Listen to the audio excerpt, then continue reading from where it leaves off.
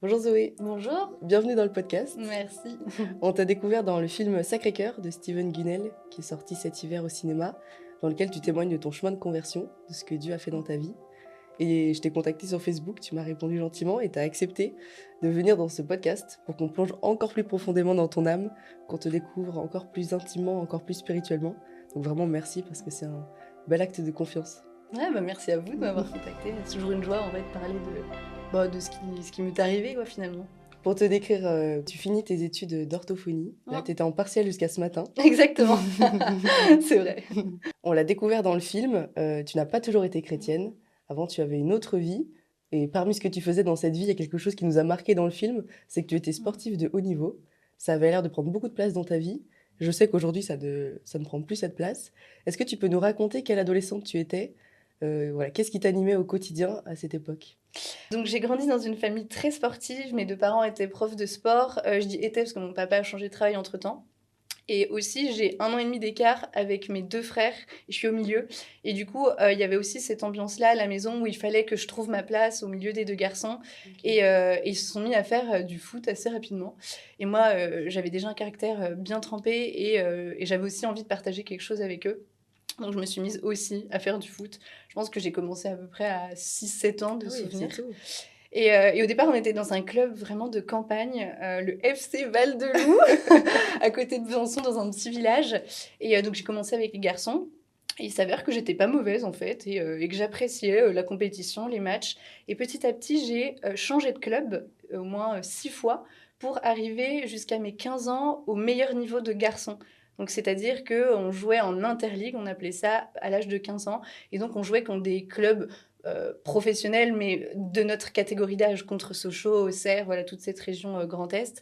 Et donc, c'était toujours surprenant parce que j'étais la seule fille à jouer à ce niveau-là.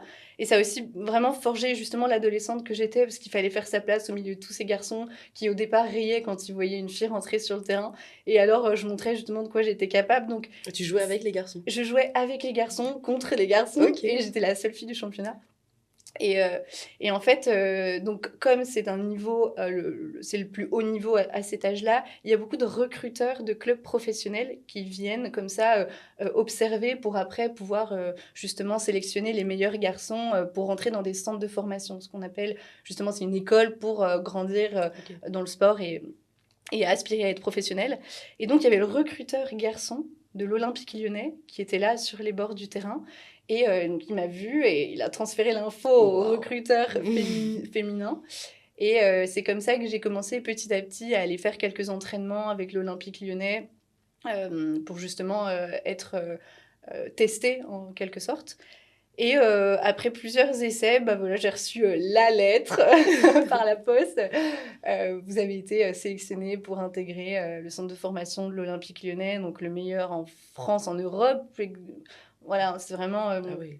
assez, assez spécial et vraiment très, très chouette. J'étais hyper heureuse. Et donc, voilà, début de la seconde, j'arrive à Lyon pour intégrer le centre de formation de l'OL et être en cours à côté aussi au lycée.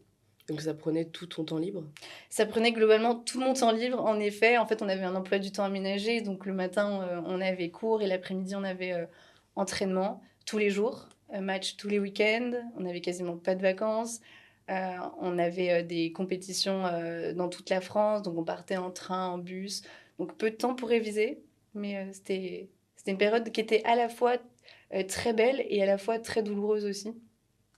Parce que partir de chez ses parents à 14 15 ans, Mm. c'est pas évident. Et toi, t'étais proche de ta famille?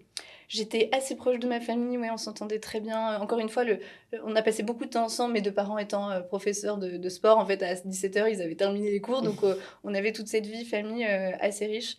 Et donc, ouais, c'était assez dur. Mes parents divorçaient aussi l'année où je suis partie à l'OL, donc il y a eu un petit concours de circonstances, d'éléments un peu douloureux. Et je me suis retrouvée aussi avec que des filles. Alors que j'étais jusqu'alors avec des garçons, donc on prenait, enfin, une fois que j'avais montré, en tout cas, j'avais fait mes preuves, on prenait soin de moi, j'étais, comment dire, un peu mise sur un piédestal. Et là, je me retrouvais avec toutes ces autres filles qui étaient aussi très fortes et qui venaient aussi de milieux sociaux très différents. Pour certaines, venaient de quartiers assez compliqués. de Lyon, Grenoble, etc. Et moi, je sortais de ma petite campagne byzantine. Et donc, c'était pas évident au début. D'accord. Et dans ta famille, il n'y avait pas la foi? Alors, pas du tout. J'ai vraiment grandi dans un environnement qui était absolument totalement éloigné de la foi. On n'a jamais entendu parler de Dieu, on n'a jamais prononcé le Ah mot de ouais? Dieu. C'était vraiment un sujet qui était simplement pas présent. La seule fois que j'avais entendu parler de Jésus, c'était en cours pour euh, positionner des périodes Ah oui, tu historiques. n'avais jamais eu d'éducation à la foi, tu n'étais pas dans des établissements privés? J'étais pas dans des établissements Ok. privés, j'étais dans le public. Et jamais d'amis Jamais croyants? d'amis croyants. Mes grands-parents non plus. En tout cas, j'ai pas le souvenir qui m'ait parlé de foi. Donc c'était vraiment quelque chose d'absolument inconnu pour moi. Mais donc pas un rejet, plutôt une... Même pas une indifférence, plutôt une non-connaissance quoi, de Oui, Dieu. une méconnaissance D'accord. Et assez importante. comment est-ce que Dieu alors entre dans ta vie? Eh bien, après toutes ces péripéties sportives, je décide d'arrêter le foot parce que je m'y retrouve plus. En fait, je me rends compte que c'est pas une passion au point de consacrer toute ma vie à Mm. ça. J'avais soif de liens, de relations humaines et c'était trop intense de manquer de vacances, d'avoir des entraînements tous les jours, tous les week-ends, d'avoir aussi une hygiène de vie à Mm. respecter. En tout cas, un cadre très strict qui me convenait plus et j'avais vraiment soif d'autre chose, de relations plus forte. Et à ce moment-là, j'avais aussi arrêté l'école pendant 1 an pour me consacrer uniquement au foot. Ah oui. Et donc, j'avais aussi le désir de reprendre, évidemment, un cursus scolaire Mm. classique. Et donc, j'ai fini par arrêter le foot. Et j'ai intégré 2 ans plus tard, après une prépa pour entrer en école d'orthophonie, une école, justement, celle de Paris. Et donc, à ce moment-là, en fait, je voyais quand même que j'avais un désir intérieur un peu profond de sens. J'avais arrêté le foot aussi pour plus de sérénité, de calme, pour me retrouver, en fait, finalement, euh, pour trouver plutôt qui j'étais. Et je m'attendais en école d'orthophonie un peu à retrouver justement beaucoup plus de paix, de calme, parce qu'alors j'allais être avec des filles qui me correspondent, peut-être plus profondes aussi. Et en fait, la joie de l'admission, elle est passée assez rapidement, parce qu'au bout de 2 semaines, ça y est, j'étais en école d'orthophonie, super. Et donc, j'ai cherché à combler quelque part un peu un vide que j'avais. Et je me suis mise à beaucoup sortir à Paris. Voilà, le soir, je pouvais rentrer, enfin le matin même à 7 h du mat. Beaucoup de soirées, je découvrais la vie parisienne. Et en fait, j'étais souvent triste parce que à chaque fois, c'était jamais à la hauteur de mes espérances. Je voyais que j'aspirais à quelque chose de grand.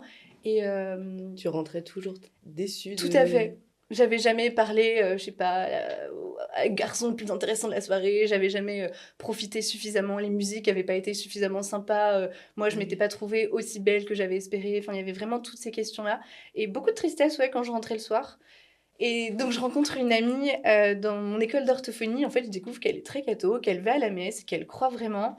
Et en fait, je comprends qu'elle-même retourne à la messe depuis quelques temps. Parce que même si elle était élevée dans une famille catho, elle avait un petit peu abandonné au lycée. Et donc, elle me propose un jour d'aller à la messe avec elle, quoi. Et T'accueilles cette proposition comment? bah, à la fois, déjà surprenamment, c'était étonnant quoi qu'on me propose d'aller à la messe, pardon, un dimanche matin. Moi, je sortais le samedi soir. Et à la fois, il y avait quand même quelque chose en moi qui me disait pourquoi pas. Et j'osais pas franchir le cap. Donc à chaque fois, je trouvais des excuses. J'avais sport avec mon frère ou que sais-je. Et quand même, c'était pas un non catégorique. C'était pas un non complètement ferme et définitif. Et donc, un dimanche matin, en fait, je finis par l'accompagner à la messe. Et je l'accompagne déjà pour plusieurs raisons, parce que ça devient une vraie amie et que j'avais envie de partager quelque chose avec elle. Donc si elle m'avait emmenée au tennis, à la poterie ou une autre activité, j'y serais allée. Il s'avère que c'était la messe, tant mieux pour moi. Et aussi parce que je me pose la question de savoir comment c'est possible de croire en Dieu à 20 ans. À 20 ans, 21 ans, pour moi, ça me paraissait vraiment absurde. C'était comme croire au Père Noël. Et je me suis dit, si je veux être amie avec cette fille, il faut que je comprenne ce qu'elle vit. Qu'est-ce qui te paraissait plus étrange que des gens à notre époque croient encore avec ferveur? Parce que moi j'ai déjà entendu ça, des gens de ma classe qui me disaient: Ah mais je pensais qu'il y avait plus de croyants. Est-ce que c'est ça qui te paraît plus étrange? Ou est-ce que c'est le fait que quelqu'un de ton âge, de 20 ans, croit et en fait tu t'étais dit que c'était un truc spécialement pour les personnes âgées? Ouais, les deux à la fois en fait. En même temps, ça me paraissait fou qu'elle puisse croire à cet âge-là. Et à la fois, je pensais qu'il y avait plus de cathos. Enfin, je pensais pas qu'il y avait des catholiques, des croyants sur Terre, quoi. autres que les musulmans. Ah d'accord. Et donc, tu l'accompagnes? Et donc, je l'accompagne, et donc première messe, et là, je suis pas sereine, un peu stressée, en fait, à vrai dire, avant de rentrer dans l'église. C'est quand même un milieu que je connais pas tant. En vacances, en famille, on rentre quasiment pas dans les églises. Et donc, voilà, je rentre dans l'église un peu stressée. Et je vais m'asseoir à côté de mon amie Camille, et la messe commence. Et là, je me sens hyper mal à l'aise parce que je ne maîtrise rien, je comprends rien, je regarde les gens à droite, à gauche. Est-ce qu'il n'y a pas quelqu'un qui est perdu comme moi? Finalement, je comprends que je suis la seule à, en tout cas, pas avoir les codes. Et c'était très malaisant. Et j'étais vraiment dans l'intellectualisation du moment. Je regardais vraiment tout le monde. C'était pas évident. Et puis un moment, je sais pas, peut-être au bout d'une demi-heure, je me dis, il reste encore une bonne partie de la messe, soit tu continues à regarder les autres, ou soit tu te laisses aller et alors t'arrêtes de réfléchir. Et tu te laisses vraiment porter par le moment. Et je me suis assise à ce moment-là, sûrement au moment où tout le monde était debout d'ailleurs. Et là vraiment instantanément, au moment de m'asseoir, je ressens une paix immense. Wow. Vraiment quelque chose qui me saisit de l'intérieur. C'était un espèce de calme plat, habité, une paix profonde. J'avais eu des grands moments de bonheur dans ma vie, mais vraiment une sensation de paix comme ça, c'était assez nouveau.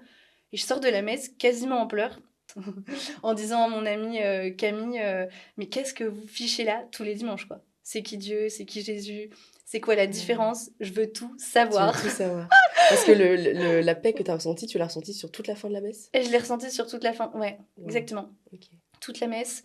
Et alors, ça a donné lieu à une discussion hyper longue. La pauvre, elle était aussi recommençante dans la foi, donc elle savait pas vraiment quoi répondre. Mais c'était vraiment très important pour moi à ce moment-là d'essayer de comprendre, quoi. Et donc, j'imagine qu'elle n'a pas apporté toutes les réponses. T'es rentrée chez toi et là, t'as essayé de te renseigner par tous les moyens ou c'est retombé un peu comme un soufflé? Ouais, c'est aussi dans mon caractère d'être un petit peu radical. Quand j'ai une lubie ou quelque chose en tête, je m'y mets globalement assez intensément. Et là, en l'occurrence, je suis retournée à la messe le dimanche d'après, celui d'après. Il y a un moment, j'y allais quasiment tous les jours. Et en fait, je comprenais rien.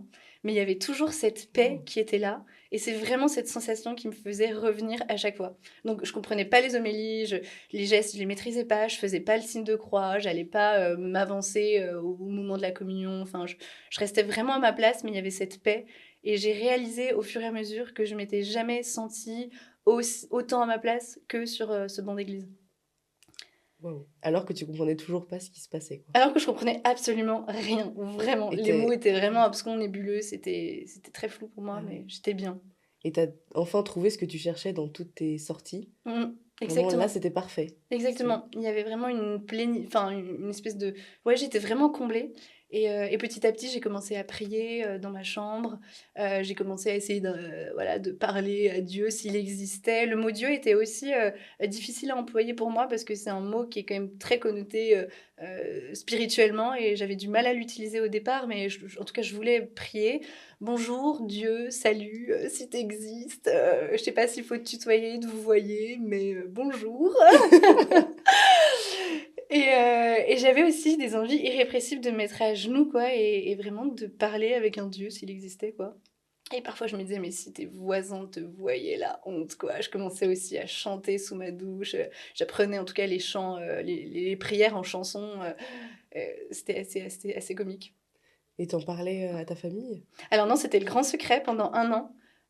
Ça a duré toute l'année scolaire comme ça, où j'allais à la messe, où j'ai fini au bout de 6 mois quand même à essayer de communiquer, d'échanger avec le prêtre qui était là. Je savais pas qu'on pouvait leur parler, moi je pensais que c'était des hommes en blanc un petit peu mis à part. Et finalement, voilà, j'ai aussi pu poser des questions.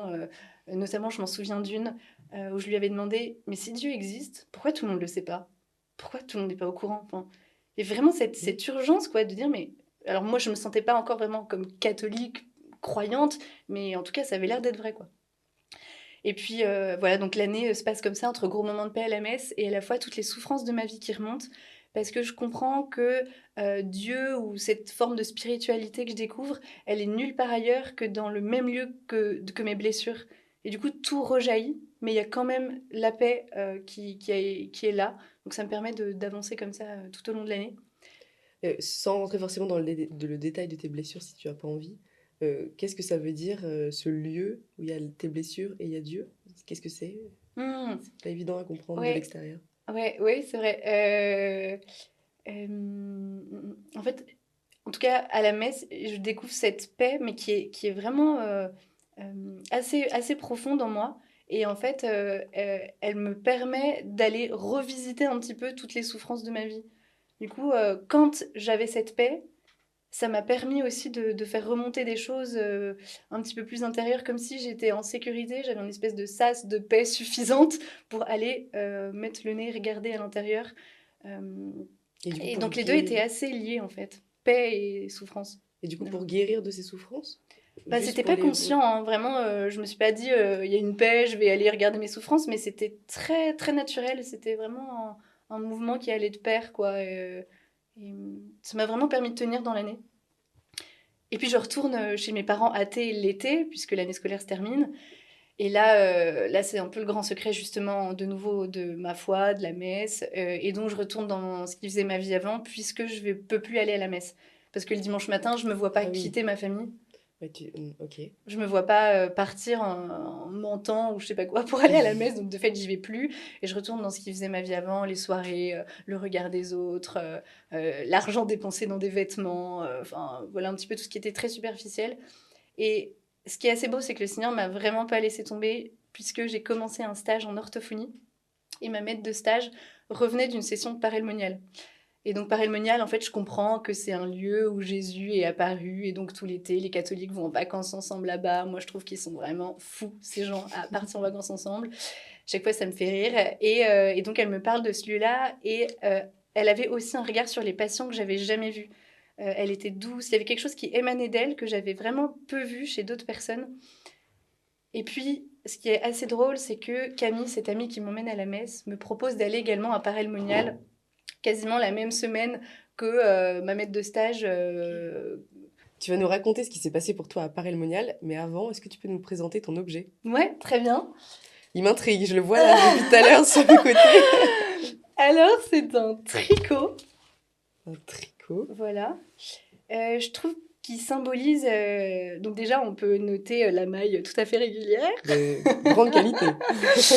Je trouve que c'est un objet qui symbolise assez bien en fait mon âme et en tout cas ce cheminement-là petit à petit que je découvrais avec Dieu. En fait, moi étant tout simplement le fil. Et en fait, il y a vraiment quelque chose dans ce tricot-là qui m'a fait penser à ma foi, notamment dans le fait de se laisser faire. Puisque, en fait, moi, je tricote, mais le fil, il doit être vraiment Mm. souple, il doit se laisser façonner pour faire des mailles justement régulières. Et c'est aussi quelque chose qui se fait petit à petit. La, la, mon écharpe, ma Sophie Scarf, plus précisément, elle se crée petit à petit et je vois que c'est vraiment ce que le Seigneur a fait. C'est qu'il m'a pris, il m'a façonné maille après maille. Ça n'avait pas été un grand bouleversement. Alors oui, finalement, cette rencontre, notamment déjà à la messe, puis après à Paray-le-Monial, on va en parler, ça a été assez radical. Mais je veux dire, la transformation de cœur, elle s'est faite petit à petit. Et il a fallu aussi s'abandonner, accepter de se laisser faire. Euh, Comme finalement ce fil de tricot. Ouais. Et donc à Paray-le-Monial, tu retrouves cette paix que tu connaissais avant l'été, ou tu vis quelque chose d'encore plus profond? Alors apparaît au départ, pour être tout à fait honnête, je me sens pas du tout à l'aise quand j'arrive Ah. parce que je découvre 3000 jeunes, tous habillés pareil. Je découvre les mocassins, les petits bermudas de couleur pour les garçons, les jupes à fleurs pour les filles. Je découvre que toutes les filles ont quasiment le même prénom, Églantine, Sixtine. Voilà, je découvre aussi tout cet aspect-là, Ouais. parfois qu'on peut retrouver aussi dans la sphère catholique. Et donc je suis assez impressionnée parce que je connais pas ce milieu. Et donc, je me sens pas tout à fait à ma place. Donc, pendant quelques jours, ça a été un peu difficile, justement, de pouvoir me laisser aller et ouvrir mon cœur. Finalement, j'étais un petit peu fermée. Et à la fois, tout à fait émerveillée par la joie qui émanait de tous ces jeunes. Mm. Je me souviens de quelque chose d'assez significatif. Quand je me présentais, je disais que je m'appelais Zoé. Et tout de suite, on me répondait «Ah, mais merveilleux, mais que joie, ok, trop bien». Enfin, et je trouvais ça à la fois un peu surprenant, cet enthousiasme, mais une vraie joie de la rencontre. Enfin, je voyais que ça intéressait vraiment les gens, qui j'étais, d'où je venais. Et j'étais peu habituée, en fait, à cette attention assez particulière. Dans tes autres cercles amicaux, tu ressens pas ça? Les gens que tu fréquentais autrefois, tu ressentais pas ce goût pour la rencontre? De fait, je trouve que c'était moins prégnant. Enfin, là, je pouvais voir dans le visage en face que la personne était vraiment heureuse de savoir comment je m'appelais. Donc, c'était un peu étonnant. Mais donc, ça contrebalancé avec ma fermeture de cœur que je pouvais éprouver les premiers jours. Ok. Et en fait, très vite, je suis allée à ma première adoration. Donc, évidemment, je ne savais pas du tout ce que c'était, mais j'avais de la chance Mm. parce que mon chef de frat était séminariste, donc il était à l'école pour être prêtre. Et donc, il m'a expliqué ce qu'était l'adoration. Donc, il me dit Jésus est là, finalement. Donc, moi, je rentre dans la chapelle, on me dit Jésus est là, Jésus est où? Je vois rien, calmez-vous. Je vois juste un truc blanc au fond de l'église. Et en fait, j'apprends plus tard que c'est une hostie, mais à ce moment-là, je comprends pas trop. Toujours est-il que je m'assieds, il me semble m'être mise à genoux et là j'en ai profité pour dire à Jésus, écoute, ça fait un an que je vais à la messe, ça fait un an que je comprends rien, je sais pas qui t'es, mais en fait si t'existes, je veux te rencontrer. Je veux que ça change ma vie, je veux pas que tu sois des histoires, des tableaux, des peintures, quelque chose qui se transmet de génération en génération, enfin si t'es quelqu'un, en fait je veux te rencontrer, montre-moi que t'es là quoi. Mm. Et à côté de ça, on nous avait proposé de prier dans un parcours là, que j'avais suivi lors de ma session interalmoniale. On nous avait proposé de prier Ézéchiel 36, change mon cœur de pierre en cœur de chair. Donc voilà, moi je savais pas trop quoi dire, à part Jésus, je veux te rencontrer, change mon cœur de pierre en cœur de chair. Jésus, je veux te rencontrer. Et alors, au bout d'une demi-heure, en fait, je descends les marches de la chapelle. Et donc, il y a un paysage assez chouette, c'est dans le parc des Chapelains, pour ceux qui connaissent. On arrive face à une petite prairie. Et en fait, là, je descends ces marches, justement. Et en fait, en une seconde, je comprends que tout est vrai. Je comprends que tout est vrai, que... En fait, c'est difficile à expliquer cette partie-là, mais en fait, je sens vraiment une présence, quoi. Je comprends que tout est vrai, que Jésus est là, que c'est plus une sensation de paix, mais c'est devenu quelqu'un qui m'aimait et qui voulait avoir une relation très très intime, très très particulière avec moi. Et surtout, ce qui était impressionnant, c'est qu'il connaissait tout de moi. Je sentais que vraiment l'infime partie de mon cœur lui était tout à fait connue. C'était d'ailleurs très surprenant, mais voilà, cette sensation intérieure qu'il était là, mort, ressuscité il y a 2000 ans. Je savais pas trop comment il avait fait, à la limite, c'était son problème, mais toujours est-il qu'il était là à ce moment-là, quoi. Ouais. Et ça, c'était bouleversant. Ah, c'est intense. Ouais, c'est vrai. Ah, Et Jésus. cette présence, elle est restée? Et cette présence, elle est vraiment restée. Je crois que c'est vraiment la grâce de ma foi pour l'instant, là, 5 ans après encore, de pouvoir très facilement me mettre en présence, retrouver euh, cette, euh, cette présence quoi, d'amour, ce regard de Jésus posé sur moi. Quoi. Enfin, qu'est-ce que ça veut dire en fait de le ressentir comme une présence Mm, concrètement? mm. C'est c'est un sentiment, c'est un ressenti ou c'est autre chose Mm. encore? Alors, sur le moment appareil-monial, c'était vraiment pas juste un ressenti. C'était à tel point, je ferme les yeux, je sais que t'es là, c'était un peu du même ordre. Il y avait Mhm. vraiment quelque chose presque un peu physique, quoi. Et, et avec cette chaleur, ce qu'on entend aussi souvent là, dans ce type de conversion. Mais après, c'était plus vraiment ça, mais c'était intérieurement. Euh, euh, En fait, il était tout à fait présent en fait dans mon cœur. Et donc, il y a ce dialogue ouais, un peu permanent de voilà, Seigneur, ah, bah, t'as vu, il m'est arrivé tel truc. Ou alors vraiment cette facilité, cette capacité vraiment qui m'est donnée, j'espère, le plus longtemps possible, de pouvoir switcher comme ça et rebasculer dans ce lieu où il est présent en fait. Vraiment, cette partie de mon cœur quoi. Et je vois où je suis pas seule en fait. Et que la... Voilà, si je commence déjà mal ma phrase. Que la semaine se termine à Paray-le-Monial et tu retournes dans ta famille. Est-ce qu'il se passe la même chose qu'au début de l'été? Tu remets tout ça de côté? Ou est-ce que cette fois-ci tu leur en parles?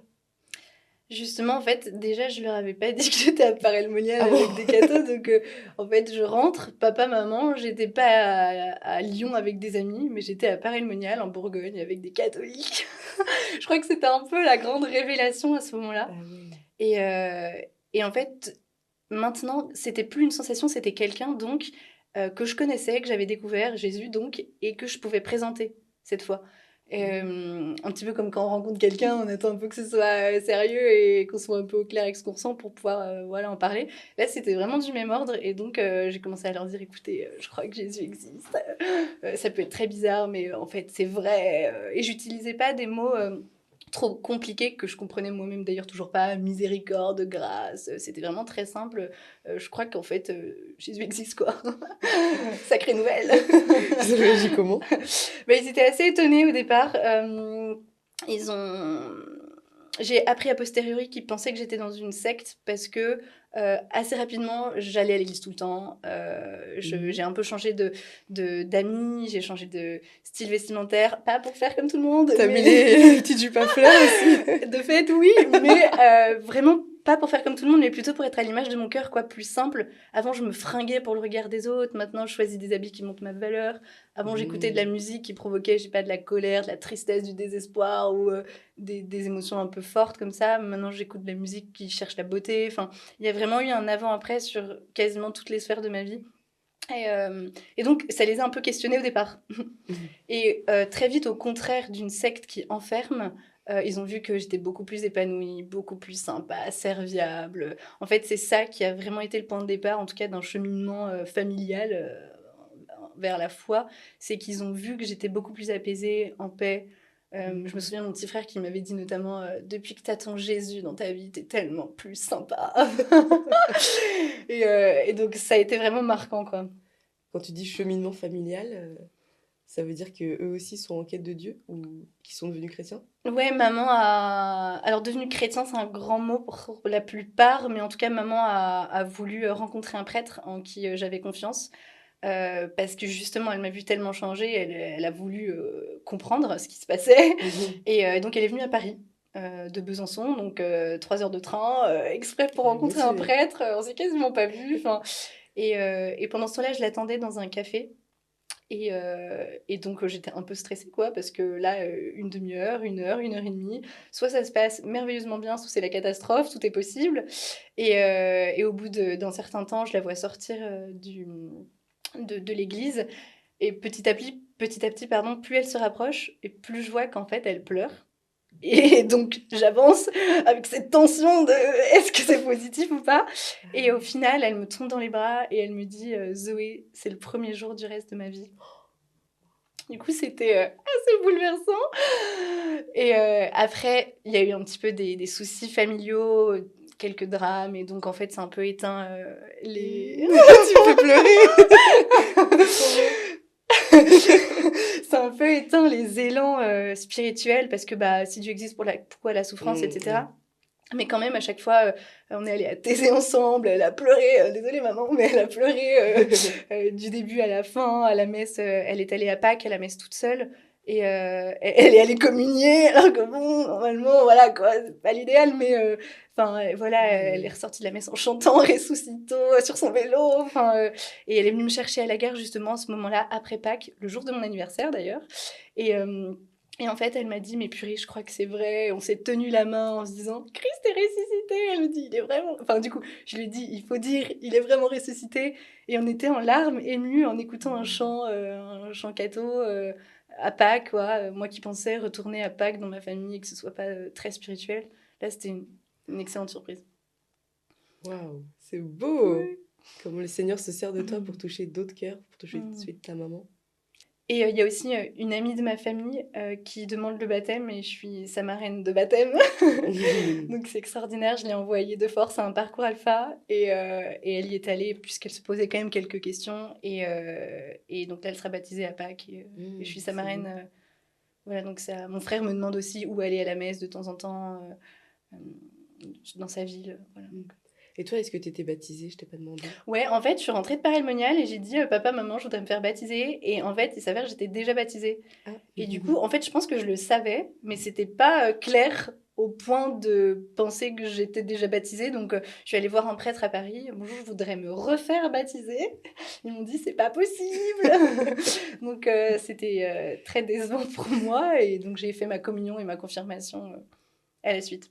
Du coup, c'est là où tu t'es un peu formée, t'as eu des réponses à toutes tes questions? Parce que t'as été accompagnée vers ces sacrements. Ouais, alors c'est pas là où j'ai le plus de réponses. C'est notamment plutôt les groupes de prière dans lesquels je me suis investie.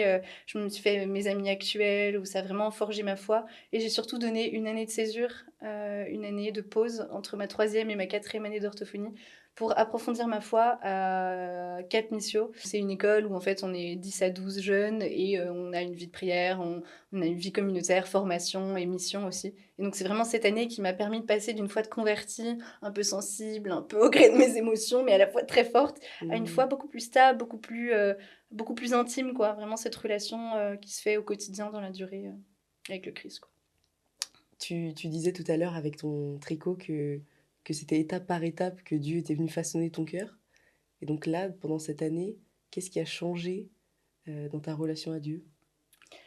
Je dirais que c'est cette propension à vivre le silence, vivre dans le silence.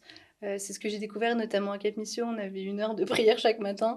Et en fait, j'ai découvert combien dans le silence, en fait, Dieu était présent, Dieu parlait, et combien on était souvent très sourds, en fait, à sa voix. Et alors, c'est quelque chose qui est devenu essentiel, en fait, ce temps de silence. C'est finalement le lieu privilégié pour ma relation avec le Christ. C'est un petit peu comme une petite maison, quoi. Je sais que quand je suis en silence, alors je peux rencontrer Jésus, quoi. Et tout l'enjeu, notamment à Paris, Oui, c'est c'est ça. de trouver ces instants de silence. Et donc ça a nécessité, notamment après cette année, de césure, de retrouver un temps de silence, donc un temps de prière, au départ, quoi, le matin, le soir. Donc, j'ai compris que c'était pas assez et que c'était pas seulement la prière du matin ou la prière du soir qui allait vraiment me nourrir et faire grandir en fait ce besoin d'être avec Jésus. Et c'était pas tant une réflexion en fait volontaire, consciente, c'était plutôt j'ai besoin de plus de silence, j'ai besoin de plus faire ce saut en moi où je retrouve le Christ.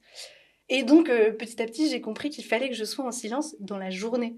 Et donc, je suis assez bavarde, j'aime beaucoup parler. Et donc, c'était pas simple. Mais c'est du coup, comment est-ce que je vis chaque moment avec Jésus? Comment est-ce que je prends mon Vélib avec le Seigneur? Comment est-ce que je suis dans le métro avec le Seigneur? Comment est-ce que je me prépare à vivre un retrouvaille avec des amis, un verre, voilà, et que tous ces moments-là soient habités. Et alors, ils prennent une saveur, mais tellement particulière. Et donc ça veut dire que tous ces moments-là, tu les vis en silence? Alors non, ça veut pas dire que je suis en silence, mais c'est plutôt le silence intérieur Mhm. que je viens comme rappeler de temps en temps dans le moment. C'est-à-dire que je prends un verre avec des amis et juste je m'émerveille pendant 5 minutes de la chance que j'ai d'avoir ces amis-là. Et donc alors, merci Seigneur. Voilà, c'est vraiment aussi quelque chose qui se nourrit, qui vient se rechercher. C'est pas acquis une bonne fois pour toutes, quoi. Est-ce que c'est aussi une manière de prendre de la hauteur et du coup de pouvoir être dans la gratitude de ce que tu vis, de pouvoir regarder les épreuves, les difficultés avec un peu de recul? Alors il y a de ça évidemment, et c'est là où justement cette proximité avec Jésus, elle aide à prendre du recul, à faire confiance aussi. Mais je vois que d'abord c'est un besoin, tout simple, c'est un besoin de vivre le moment avec le Seigneur. Et évidemment que j'y pense pas à 100% du temps, parce que c'est pas du tout ce qu'il nous demande non plus. C'est d'être vraiment présent là, avec la personne en face de la personne qui est là. Mais c'est vraiment ce besoin quoi, de partager ça avec Jésus de manière intime. Et à la fois, oui, évidemment que ça aide pour vivre les difficultés. Et c'est aussi ce qui a changé toute ma manière de vivre. Et c'est pour rebondir un peu sur le tricot aussi, c'est de s'abandonner. Et il y a cette phrase qui me bouleverse à chaque fois. C'est Romains 8, 28, tout concourt au bien de ceux qui aiment Dieu. Et ça, c'est quelque chose qui est vraiment bouleversant et qui a transformé en fait littéralement toute ma vie. Parce que en fait, j'ai réalisé, notamment grâce au pèlerinage sur Saint-Jacques-de-Compostelle que j'ai fait, je suis partie toute seule pendant 1 mois, sans argent, pour vivre uniquement de ce que les gens allaient me donner. Et alors, j'ai expérimenté que tout concourait à mon bien, même si c'était difficile. Même si, quand il pleut et que je tombe dans la boue, en fait, ça concourt à mon bien, puisque au lieu de péter un câble, bah, j'essaye d'apprendre à me contrôler mes émotions, mes passions, et à aussi inviter le Seigneur quand c'est vraiment difficile, quand je me perds ou quand les choses se passent pas tout à fait bien. Quelquefois, j'avais un peu de mal à trouver des lieux où dormir. Mhm. Et, euh, et voilà, donc vraiment cet abandon à Seigneur, tu me guides. Et si je suis partie, c'était notamment pour questionner un peu le Seigneur. Bah écoute, il y a écrit dans la Bible, ne vous inquiétez pas de ce que vous mangerez, ni de quoi vous vous vêtirez. Et je me suis dit, mais on va voir si c'est vrai. est-ce que je peux fonder toute ma vie sur cette parole? Et c'est vrai, spoiler alert. Vraiment, c'était exceptionnel. Waouh, sacrée aventure. Ouais. Incroyable. Tu me lances sur la Bible et moi je vais te lancer sur le jeu du portrait chinois chrétien. Ouais. Est-ce que t'es prête? C'est parti. Alors vas-y, dis-nous, quel personnage de la Bible te ressemble le plus? Je dirais Pierre sur l'aspect où il est un peu tout feu, tout flamme. Il sait pas vrai. En fait, il comprend pas vraiment ce que ça veut dire, quoi, d'être avec Jésus. Enfin, plusieurs fois, le Seigneur leur prend. Et voilà, je dirais cet aspect-là, d'être prête un peu à tout pour Jésus. Et au final, voilà, avec l'humilité de dire que Pierre a quand même renié le Christ 3 fois, quoi. Donc, c'est pas que les aspects hyper positifs de Pierre. Voilà, ce côté un peu prête à tout pour Jésus, quoi. Quelle parabole de Jésus te parle tout particulièrement? Je dirais le sarment et la vigne, puisque vraiment, en fait, le sarment, il peut pas vivre, porter du fruit sans la vigne. Et du coup, c'est vraiment cette spiritualité-là, d'être tout le temps accroché à Jésus. Hors de lui, vous ne pouvez rien faire. Et de fait, moi, je vois bien qu'hors de lui, je peux rien faire. Dès lors que je loupe ma prière ou que je prends pas mon temps d'oraison, d'adoration aussi dans la semaine, en fait, je reprends mes comportements un peu délétères, d'être assez colérique, de m'énerver très rapidement, de manquer de charité, de manquer de tout un tas de valeurs. Et voilà, donc vraiment, c'est quelque chose qui me porte et qui est important pour moi d'essayer le plus possible d'être accroché à la vie. Et justement, une vertu chrétienne plus difficile à travailler, celle qui vient toujours te titiller. Je dirais que c'est vraiment la vérité et la justice qui sont assez difficiles pour moi parce que j'ai tendance à, notamment avec tout mon milieu qui est assez athée, à pas forcément être très catégorique, notamment sur mes positions intérieures que je peux avoir au niveau sociétal, etc. Et donc parfois j'ai un peu de mal à vivre cette vérité tranchante à laquelle le Christ nous appelle. Et voilà, j'ai plutôt tendance à faire passer la charité et l'amour et parfois je manque un peu de vérité. Et une phrase de la Bible qui te touche tout particulièrement? T'en as déjà donné quelques-unes, mais est-ce qu'il y en a une autre que tu retiens? Je dirais que c'est Marc 10, 21. Jésus le regarda et l'aima. C'est au moment du passage du jeune homme riche. Et je trouve ça vraiment saisissant. Jésus le regarda et l'aima. Et je crois que c'est vraiment la joie de ma vie sur Terre, c'est de se laisser regarder par Jésus. Son regard qui transforme, qui guérit, qui relève. Enfin, c'est un regard. Mère Teresa, elle dit laissez-vous regarder avec les yeux de votre âme. Enfin, et aussi regardez-le avec les yeux de votre âme. Et voilà, ce visage de Jésus, ce regard, c'est vraiment réconfortant et saisissant, quoi. Et il l'aima. Il le regarda et il l'aima. C'est beau. Et est-ce que cet amour, ce regard du Christ sur toi, t'a amené à te poser la question de quelle vie il voulait pour toi, de quelle vocation? C'est un peu sur ce terrain que j'ai envie de t'amener. Est-ce que tu t'es demandé si tu ne devais pas consacrer toute ta vie, toutes tes journées au Christ dans une vocation religieuse ou dans une vocation maritale? Est-ce que t'as eu ce questionnement qui est né à un moment? Ouais, exactement. En fait, assez rapidement, finalement, je me suis posé la question, mais c'était surtout très fort à partir du moment où, à Cap Mission, on a eu un cours sur Sainte Thérèse d'Avila. J'ai découvert que Sainte Thérèse d'Avila, donc grande docteure de l'Église, en fait, elle avait une vie assez mondaine pendant son adolescence, à tel point que son père l'a envoyée dans un couvent pendant que le roi d'Espagne venait à Avila parce qu'il avait un peu honte de ses mœurs, quoi, Wow. légères. Et donc je me suis dit, ok, elle est grande sainte et elle a eu une vie pas tout à fait classique dès le départ.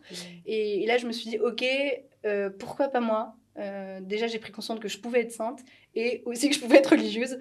Et ça m'a vraiment rejointe assez profondément par cette envie de vraiment tout donner à Jésus et aussi cette phrase de nouveau de Sainte Thérèse d'Avila, solo Dios basta, seul Dieu, Dieu seul suffit.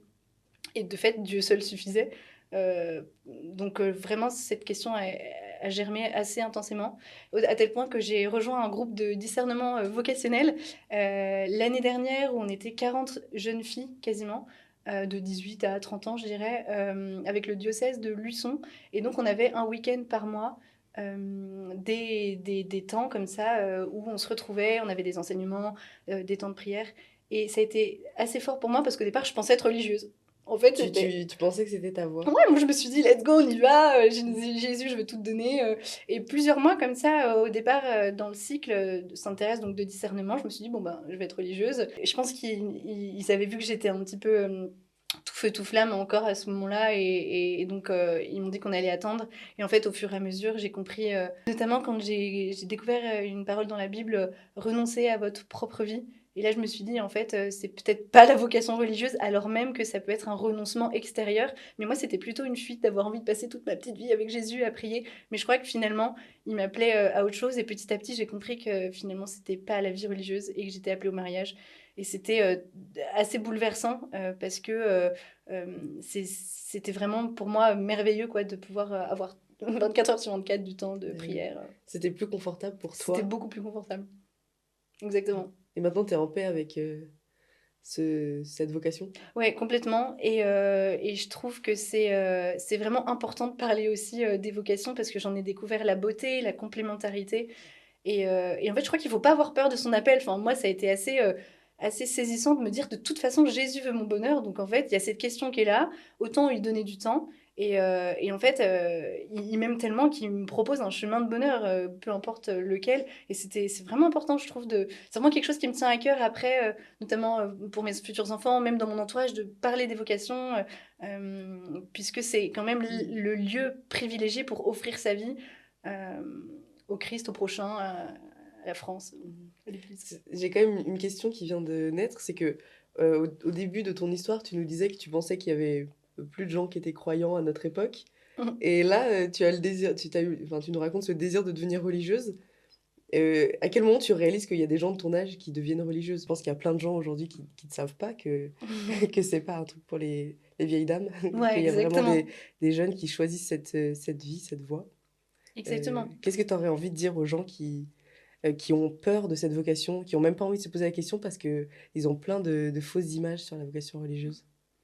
Ouais, moi je leur dirais, et c'est vraiment l'expérience que j'en ai faite, c'est que Dieu veut notre bonheur. Et en fait, ce sera forcément extra. Ce sera forcément génial, en fait. Et je crois que c'est important je comprends qu'il y a le premier élan qui puisse être un peu de peur, mais après, en fait, finalement, c'est tout un chemin de découverte de soi aussi. J'ai vraiment grandi pendant cette année-là, découvrir quels étaient mes talents, à quoi est-ce que j'étais appelée. Enfin, en fait, avant d'être un discernement vocationnel, c'est aussi un discernement de qui je suis profondément. Et ce qui est assez incroyable, c'est que finalement, le désir que Dieu a pour nous, c'est notre bonheur, mais ce désir, on l'a en nous, et c'est juste toutes les couches qu'on a rajoutées dessus qui empêchent en fait véritablement de mettre des mots dessus. Mais Jésus, il fait que révéler ce qu'on a en nous, donc autant aller chercher ce qu'on a en nous pour être le plus heureux possible. Moi, c'est très égoïste, c'est dans le sens, bah, j'ai envie d'être heureuse, bah, alors go se poser la question, quoi, Mm. finalement. En effet. Et oui, j'ai plusieurs amis aussi qui sont rentrés, pardon, j'ai plusieurs amis qui sont rentrés dans des couvents, des amis garçons aussi au séminaire. Et donc, c'est vrai que ça fait vraiment partie de mon quotidien de côtoyer aussi des gens qui se posent la question. Et peut-être juste pour préciser, ma maman a extrêmement bien accueilli mon discernement vocationnel, alors que ça peut être un peu étrange, quoi, d'une famille Ouais. pacato. De découvrir que sa fille potentiellement voudrait être religieuse, enfermée dans un couvent. Et en fait, ça a été extraordinaire parce qu'elle m'a dit, mais écoute Zoé, si tu deviens orthophoniste, je serai fière de toi. Si tu deviens religieuse, c'est comme ça qu'on dit, ha ha ha, je serai fière de toi. Et c'était bouleversant quoi, de voir ma famille qui me Ouais. soutenait, mon papa pareil, vas-y. Enfin, C'est beau, c'était c'est beau. c'était merveilleux. Ouais. Et aujourd'hui, c'est quoi ton grand désir? Le grand désir de ton âme?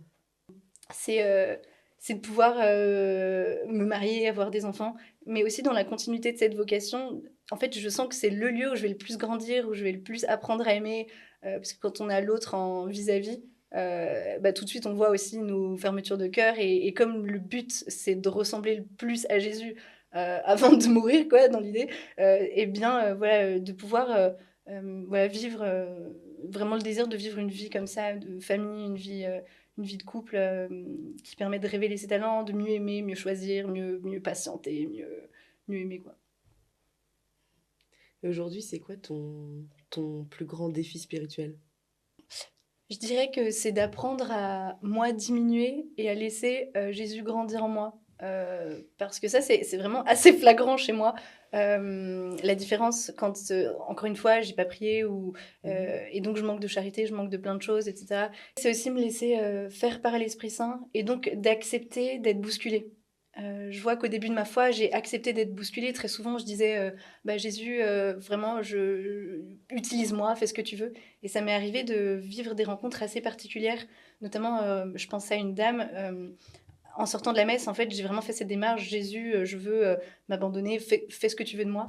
Et je suis avancée, j'ai marché jusqu'à mon arrêt de métro. Et à ce moment-là, j'ai ressenti une petite voix intérieure, tout simplement la même voix qui nous dit j'ai faim, il faut que je mange. Quoi. C'est rien de plus que ça, mais simplement, bah tiens, va prendre ton métro à l'arrêt d'après. J'avance jusqu'à Opéra. Et là, je vois les marches, je comprends pas trop ce que je fais là. Et donc, je dis un peu au Seigneur, bon, soit je suis folle, soit vraiment je comprends pas. Et à ce moment-là, quelqu'un part des marches, je prends sa place. J'attends 2-3 minutes. Jésus, j'ai faim. Qu'est-ce que je fais là T'es assis sur les Je marches suis assise sur les marches sans Et raison tu prends pas ton apparente. métro. Je prends pas mon métro. Et tout à coup, il y a une dame qui commence un petit peu à vociférer contre les gars à côté qui fument. Et donc, je rentre dans son jeu pour, je sais pas, entrer en communication, quoi. Et en fait, elle dessinait des choses un peu particulières. Et à ce moment-là, je lui demande pourquoi elle fait ça, qu'est-ce que c'est. Et donc, elle me raconte que elle est très anxieuse et que ça l'aide justement pour tenir. Donc moi, là, à ce moment-là, je lui raconte toute ma vie de foi. Vous savez, moi, ce qui m'aide à tenir dans les moments difficiles, voilà, j'ai découvert la foi, Jésus, tout ça, quoi. Et en fait, là, elle se met à pleurer. Et elle me dit, en fait, aujourd'hui, j'ai pensé à mettre fin à mes jours et j'ai crié vers un Dieu. Je suis pas croyante, s'il existe, en fait, de me montrer qu'il existe. Et là, ce que tu me dis, en fait, ça me rejoint. Et donc là, moi, je suis vraiment hyper émue. Et j'en rajoute une couche. Moi, quand parfois j'ai des questions, j'ouvre ma Bible au hasard, etc. Et là, j'avais ma Bible sur moi, elle l'ouvre et elle tombe sur un passage qui la bouleverse, qui répond vraiment à ses questions. Elle se remet à pleurer. On se prend dans les bras. Et je lui propose qu'on prie ensemble un Notre Père, Je vous salue Marie.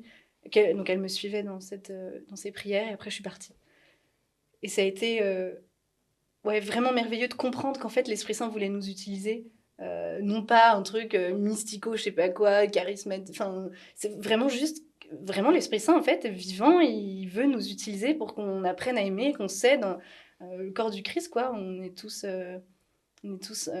frères et sœurs, quoi. Et c'était assez bouleversant. Et cette dame m'a recontactée à la suite du film, puisqu'elle l'avait vu. Et elle m'avait dit qu'elle se souvenait de cette soirée-là, que ça avait été important. Et elle me remerciait aussi pour le témoignage dans le film. Pas dis donc. Je te propose qu'à notre tour, on prenne aussi un temps de prière entre frères et sœurs. Toi, moi et les gens qui écoutent, on va méditer un petit extrait de la Bible sur le thème de la joie. L'audio qu'on va écouter vient de l'application Méditatio qui parraine ce podcast. Vous pouvez tous vous installer confortablement pour 1 minute de méditation et on se retrouve juste après. Je me pose. Je respire profondément, plusieurs fois.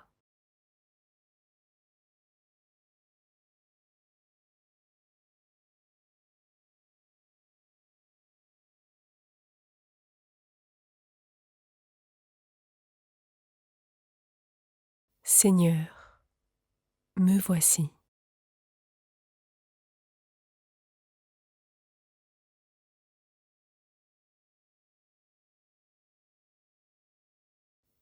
Du psaume 16.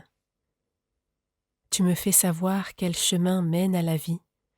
On trouve une joie pleine en ta présence, un plaisir éternel près de toi. Tu me fais savoir quel chemin mène à la vie. On trouve une joie pleine en ta présence, un plaisir éternel près de toi.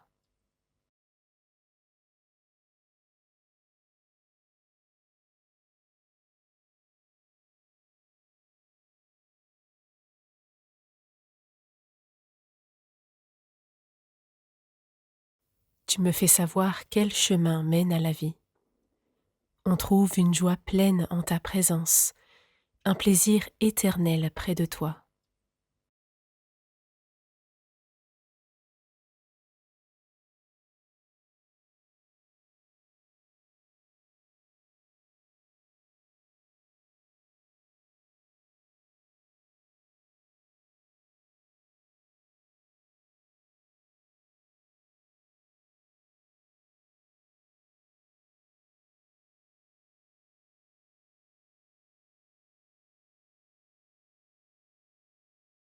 Merci Seigneur. Je t'aime. Est-ce qu'avant qu'on se quitte, tu veux nous partager quelque chose, un dernier conseil, une dernière expérience? Je dirais peut-être insister sur l'importance de témoigner de sa foi. Ce mot, il peut faire un peu parfois flipper, témoigner. Et en fait, c'est tout simple, c'est être capable de dire à ses collègues, bah voilà, j'étais à la messe, sans forcément déballer tout le catéchisme de l'Église catholique. Simplement, bah ouais, j'étais à la messe, je rentre d'une retraite, d'un week-end dans tel endroit. Enfin, je vois que ça suscite des questions. Moi, j'en ai beaucoup parlé en stage, notamment, ou même je témoigne, enfin, je travaillais pour me faire un peu d'argent en tant qu'étudiante dans une jardinerie et j'ai pu prier avec des clients derrière les pots de fleurs. Enfin, en fait, les gens ont soif et si on en parle de manière simple et vraiment avec nos tripes, avec ce qu'on vit, ça touche vraiment. Je pense aussi, peut-être une dernière, notamment avec une amie, on révisait à la BU et on avait notre petite icône juste à côté. Et il y a le surveillant de la bibliothèque qui passait plusieurs fois et qui nous a interpellés en nous disant: j'ai vu votre icône, vous êtes catholique, bah écoutez, moi ça fait 30 ans que je me suis éloignée pour telle raison, machin. Et on s'est retrouvés à discuter hyper intensément avec ce surveillant de BU, quoi. Donc voilà, les cœurs ont soif, les cœurs attendent. Et il y a aussi dans la Bible, c'est dit, enfin, je crois que c'est Saint Paul qui dit comment croire si on n'a pas entendu, mais comment entendre si personne proclame. Et moi, si on ne me l'avait pas dit, je n'aurais pas cru. Alors, n'hésitez pas à en parler. Très bon conseil. Et n'hésitez pas à partager l'épisode de podcast de Zoé aux personnes que vous connaissez et qui auraient besoin d'entendre ça, de découvrir ce chemin de foi, ce chemin de conversion. Je pense qu'il y a plein de jeunes comme toi qui ont soif et qui attendent qu'une seule chose, sans le savoir, c'est qu'on leur parle de Dieu, qu'on leur montre qu'il y a ce chemin qui est possible. T'as raison. Merci beaucoup. Avec joie. Merci de t'être livré comme ça. Merci de m'avoir reçu. Avec grand plaisir. Vous qui nous avez écoutés, n'hésitez pas à commenter, dites-nous ce qui vous a plu dans ce témoignage. Dites-moi aussi qui vous aimeriez que je reçoive la prochaine fois. Partagez ce podcast à d'autres personnes. On a besoin de votre force pour faire connaître tous ces beaux témoignages. Moi, je vous retrouve dans 3 semaines pour un prochain épisode. Et d'ici là, téléchargez Méditatio, écoutez les méditations et prenez soin de votre âme.